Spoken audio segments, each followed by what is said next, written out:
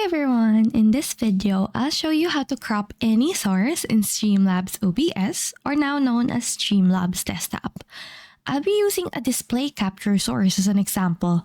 This shows the feed of my current monitor, but you can crop any source that has a visual feed. On Streamlabs Desktop, click the source that you want to crop.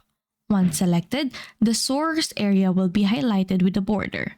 Now hold left Alt on your keyboard. Then click and drag one of the sides or corners of the highlighted box. I'll start with the left side, so hold Alt, then drag inward to crop. I'll also do the same on the right side. Alt, drag inward to crop.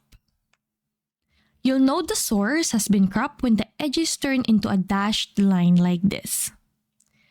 To uncrop, just drag outside while holding Alt. So Alt, drag outward, Alt, drag outward. Or you can also right-click the source, hover over Transform, then click Reset Transform to remove all cropping and size adjustments.